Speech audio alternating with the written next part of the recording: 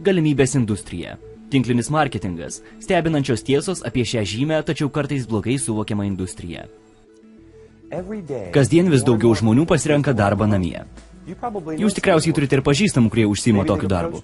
Galbūt jie jums minėjo apie galimybę prisijungti, o galbūt apie šią galimybę sužinojote internete. Jei jūs nesate susipažinę su darbu namie, dar kitaip žinomu kaip tinklinė rinkodara, normalu, kad galvoje sukasi įvairūs klausimai. Tokie klausimai kaip kas tai? Ką iš tiesų reiškia tinklinė rinkodara? Kaip viskas veikia? Ar šis verslas legalus? Ir svarbiausias klausimas gali būti, kaip iš to uždirbti? Per ateinančias keletą minučių atsakysime į šiuos ir daugybę kitų klausimų. Šios prezentacijos gale turėsite pilną suvokimą apie tai, kaip ši industrija veikia, kaip iš jos galima uždirbti ir sužinosite, ar tai tinkamas verslas būtent jums. Tada atsisėskite, atsipalaiduokite ir pradėkime. 3 būdai uždirbti pinigams. Yra 3 būdai, kurių pagalba galite užsidirbti. Pirmiausia, galite dirbti kitam žmogui. Turint darbą, iš esmės, jūs iškeičiate savo laiką į algą arba į pagalbą, kuriant kieno nors verslą. Jie nusprendžia, kokios bus jūsų pareigos, kiek valandų dirbate, jūsų darbo sutarties ilgį ir jūsų laiko vertę. Darbai būna dažniausias, tačiau labiausiai įrėmintas būdas užsidirbti. Antras būdas užsidirbti iš profesijos. Kaip pavyzdžiai gali būti daktarai, advokatai arba inžinieriai. Šiuo atveju jūs gaunate didesnį išsilavinimą, didesnės žinias tam tikrose įgūdžiuose ir jums mokama už šias paslaugas. Šios profesijos dažnai pasiūlo didesnį uždarbį, bet atima daugiau laiko ir pasiaukojimo. Taip pat tam tikrų mokslų bei laiko ir pinigų investicijų. Trečias būdas užsidirbti tas, apie kurį svajoja dauguma. Tai buvimas savo bosu. Tai jaudinantis, lankstus ir pelningiausias būdas užsidirbti. Šiame modelyje jūs nebekuriate svajonių išsipildymo kitiems, bet kuriate savo. Pagrindinis privalumas ir tai svarbu, tai galimybė valdyti kitų pastangas, pasiekti daugiau ir tuo pačiu uždirbti daugiau, nei galėtumėte pasiekti vienas. Štai kaip žmonės praturtina savo finansinę ir laisvalaikio laisvę. Ne taip kaip darbe, kuriame turite ribotą laisvalaikį bei nustatytas ribas uždarbiui. Šio verslo savininkas gali kitų žmonių pastangas paversti asmeniniu potencialu. Apie tai pakalbėsim kiek vėliau. Taigi, yra 3 būdai užsidirbti. Dirbti kitiems, tapti profesionalu arba būti savo bosu. Namų verslo industrija. Susikoncentruokime ties namų verslo galimybę. Pirmas klausimas, į kurį atsakysime, tai, kas yra namų verslas? Na, rodos jis kaip ir suprantamas, tiesa, bet realybė yra tokia, kad dažnai ši industrija suprantama blogai.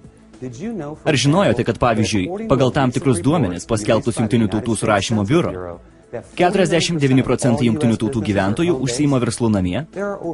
Čia yra virš 20 milijonų verslų vykdomų namie, kurių gretas papildo naujas kas 6 sekundės. Pasauliniu mastu, kasmet ši industrija sudaro 427 milijardų dolerių pelną. Kaip ir pavadinimas sako, šis namų verslas yra toks, kurį individualūs žmonės gali plėtoti namie.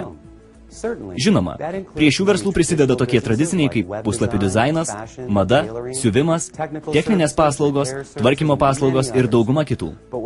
Bet tai, kas mus domina šiandien, yra labai unikalus ir greitai augantis, turintis daug privalumų verslas, kuris pranoksta tuos tradicinius.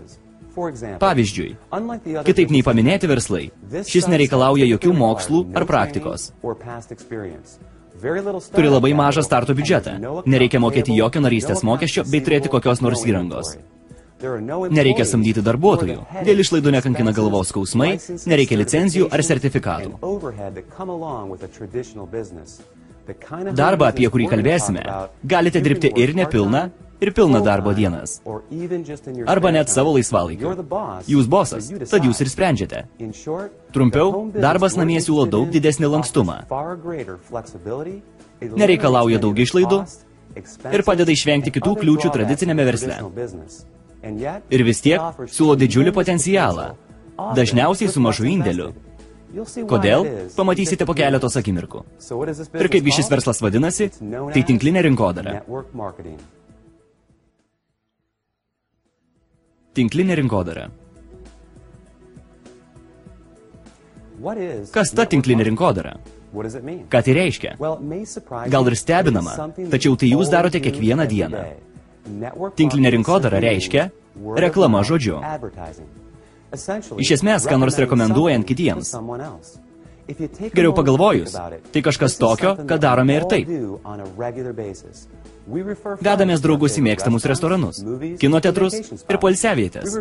Rekomenduojame knygas, parduotuves, daktarus ir daugumą kitų produktų, kuriuos mėgstame, žmonėms, kuriuos pažįstame. Tai mūsų gamtos dalis. Taigi techniškai, visi mes esame rinkodaros tinklo dalis. Tokia mūsų prigimtis. Skirtumas tas, kad daugumai iš mūsų už tai niekas nemoka. Bet kai kurie žmonės moka. Ir patys uždirba tikrai nemažai. Jie uždirba rekomenduoja daug daugiau ir neapsiriboja ties draugais ir pažįstamais. Pažvelkime į šį pavyzdį. Tarkim, jūs nusivedate keletą savo draugų į mėgstamą restoraną. Jie sutinka ir mėgaujasi maistu. Tada apsilanko dar ir dar. Taip pat atsiveda savo draugus ir tai tik tęsiasi. Čia susidaro nemažas verslas vien iš jūsų rekomendacijų. Taigi, ar restorano savininkas suteiks jums kompensaciją už verslo plėtojimą? Ar jis apdovanos jūs už jūsų atvestus žmonės? Ar tai kiek kartų jie sugrįž? Žinoma ne, nors ir jūs suteikėt reklamą žodžiu. O reklama kainuoja pinigus, ar ne? O kaip dėl knygos leidėjo? Draugų, kuriam rekomendavote knygą, ar jis ją nusipirko? Ar jie jums paštu atsiųs čekį? Tikriausiai, kad ne. O tinklinės rinkodaros industrijoje jums mokama būtent už tai ir gan nemažai. Vien uždarimą to, ką jau darot ir taip. Bet viskas plėtojasi daug giliau. Patirinėsim tinklinės rinkodaros sistemą vos po kelių akimirkų.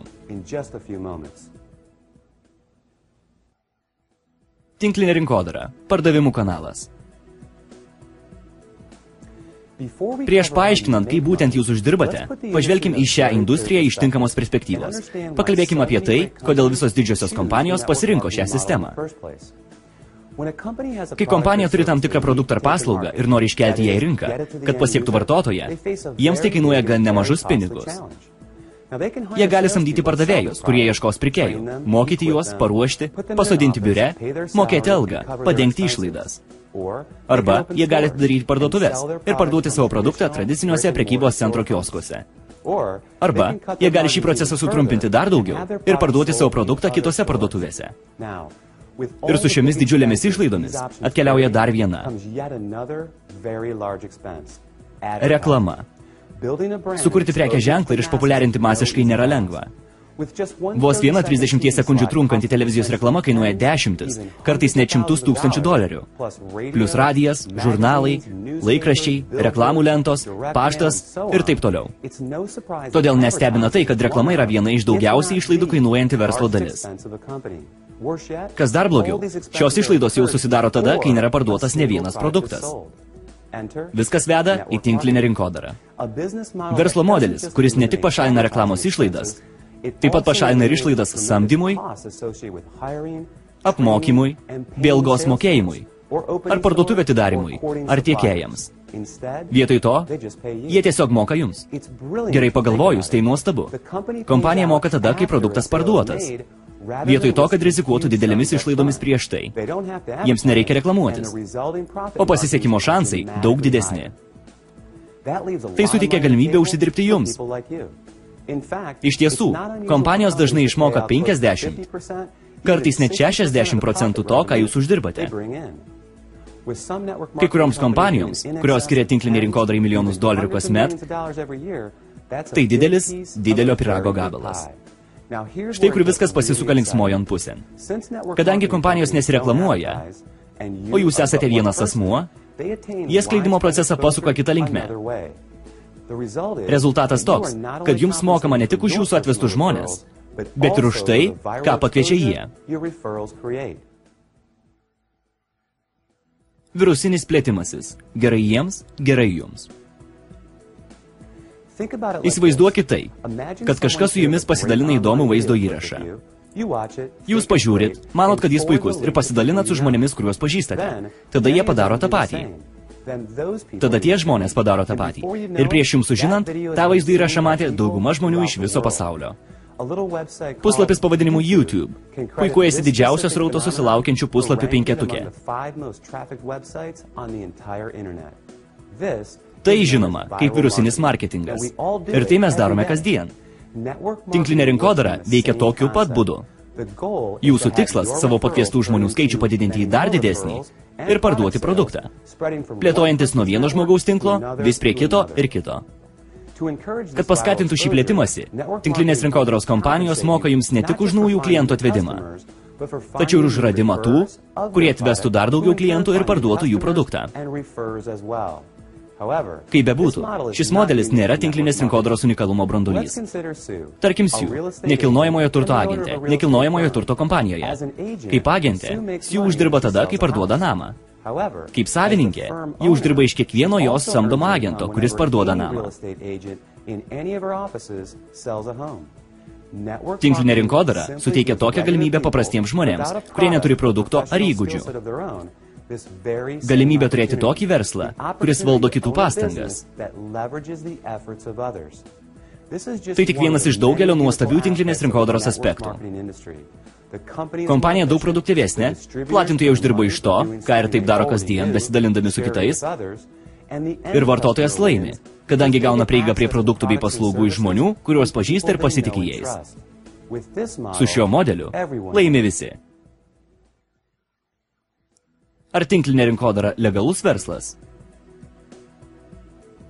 Tikriausiai pastebėjote kompanijų, kurias išlaiko vien tinklinė rinkodara. Tam yra gera priežastis. Kaip jau sužinojome, šios kompanijos nenaudoja senų ir tradicinių būdų prekybai. Jie nereklamuoja savęs per tokias medijos priemonės kaip televizija, radijas, žurnalai ir reklamos stendai, todėl jie nėra atpažįstami kiekvienam. Jie viską palieka reklamai žodžiu. Trumpiau, jei jūs negirdėjote apie juos, tikriausiai ir nežinosite. Bet prieš ką nors sakant, leiskit paklausti, ar žinote šias kompanijas. IBM, Gillette, Colgate ir Palmolive, AT&T, Avon ar Topware, o kaip apie GA, Citibank, Xerox, Texas Instruments ar Mary Kay Cosmetika. Na, šios kompanijos reklamai naudoja tinklinę rinkodarą. Milijardierius Warrenas Buffettas vadovauja keletui tinklinės rinkodaros kompanijų. Ir daugelis šių kompanijų taip pat dalyvauja ir akcijų prekyboje. Faktas tas, kad tinklinė rinkodara 100% legali, teisėta ir gerbiama. Tol, kol kompanija parduoda tikrus produktus tikriems klientams. Kitaip tariant, turi būti tikra paklausa ir tikra vertė. Dažnai žmonės kankina ir supainioja dalykas žinomas kaip piramidės schema. Tokia situacija, kuri yra visiškai nelegali. Joje žmonės kviečiami tam, kad uždirbtų esantiems virš jų, kur nėra tikros vertės. Žmonės esantys apačioje lieka tuščiomis rankomis. Kaip ir apie bet kurią galimybę, įvertinkite ir apmastykite. Jei jums svarbu užsidirbti, o ne rasti vartotojus, kurie pirktų produktą, nesiartinkite. Kitu atveju, galite ilsėtis ramiai žinodami, kad tinklinė rinkodara yra sąžiningas, legalus ir pilnas galimybių verslo modelis, kuris pritraukia vis daugiau ir daugiau žmonių kasmet.